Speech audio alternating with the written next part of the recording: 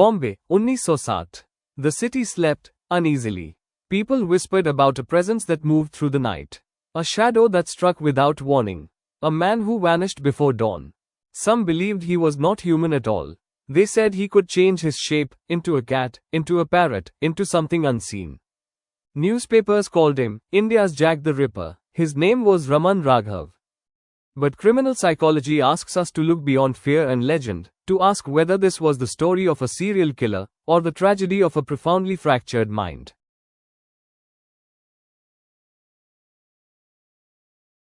The public and media narrative. Raman Raghav was linked to more than 40 murders across Bombay. After his arrest in September 1968, he confessed to 41 killings, although official police confirmations vary and may underrepresent the true number. His victims were primarily homeless individuals, attacked while sleeping in public spaces. The weapons used were blunt instruments like stones, iron rods, wooden objects, chosen not in advance, but found at the scene. There was no robbery, no sexual assault, no attempt to flee the city. To the public, this appeared to be motiveless evil. In the absence of reliable information, especially during a newspaper strike, fear transformed into folklore. This is a classic example of moral panic, where society constructs a monster to explain unexplainable violence. Forensic pause, deconstructing, serial killer. From a criminal psychology standpoint, the label serial killer is not merely descriptive, it is diagnostic. Serial offenders typically show planning, escalation, learning from previous crimes, a consistent psychological signature. The first forensic question, therefore, is, does Raman Raghav meet this profile?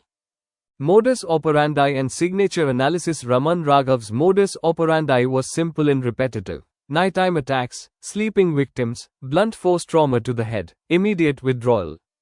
However, modus operandi is functional, not expressive. What matters psychologically is signature behavior, the emotional or symbolic need fulfilled by the crime. In Raman Raghav's case, no stable signature is identifiable. There was no ritual, no symbolic mutilation, no personalization of victims.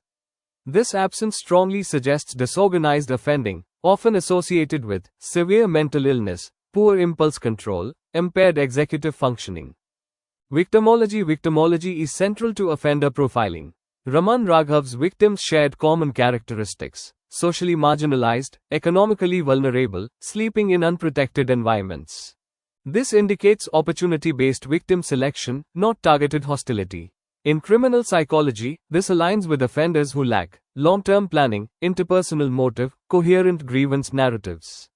The victims were chosen not for meaning, but for accessibility. Motivational analysis. One of the most striking aspects of this case is the absence of conventional motive. There was no instrumental gain, no revenge motive, no ideological justification. During interrogation, Raman Raghav stated that he acted under instructions from God, or Kanun, law. He believed he was a representative of a separate, divine legal system which was distinct from human law. He claimed his actions were not crimes but duties imposed upon him by this higher authority. From a forensic perspective, this reflects command hallucinations and fixed delusional beliefs, indicating internally driven motivation rather than rational criminal intent. This places the behavior outside traditional theories of crime such as rational choice theory, social learning theory, strain theory. Instead, it points toward psychopathology-driven behavior.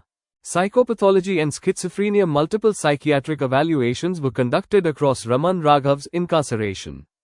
Early assessments initially declared him fit to stand trial. However, later and more comprehensive evaluations revealed a very different picture. Psychiatric findings included auditory hallucinations, command hallucinations, persecutory delusions, grandiose beliefs, disorganized thinking, poor reality testing. A special medical board of 3 psychiatrists ultimately diagnosed him with chronic paranoid schizophrenia. Importantly, schizophrenia involves a breakdown between perception, thought, behavior. Raman Raghav was not reacting to reality.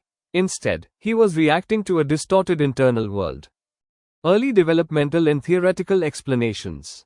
Criminal psychology does not stop at symptoms, it asks why. From a psychodynamic perspective, early deprivation, emotional neglect, and poor attachment may have weakened ego functioning, reducing his ability to regulate impulses and reality testing.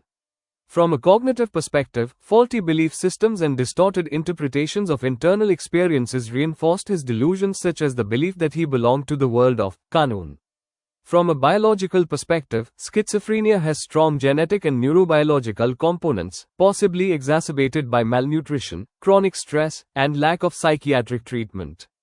From a social perspective, poverty, homelessness, and social exclusion acted as stress diathesis triggers, worsening psychotic symptoms. No single theory explains the behavior, but together, they form a biopsychosocial model.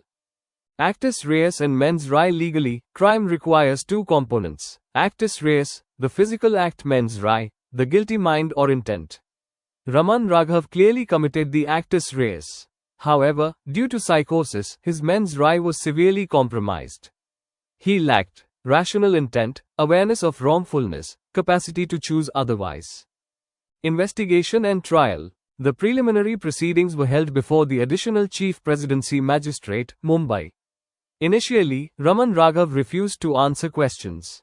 However, after police fulfilled his request for dishes of chicken, he began cooperating.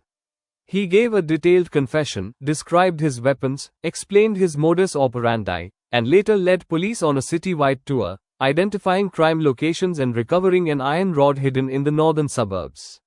The case was committed to the Sessions Court, Mumbai, where the trial formally began on the 2nd of June 1969.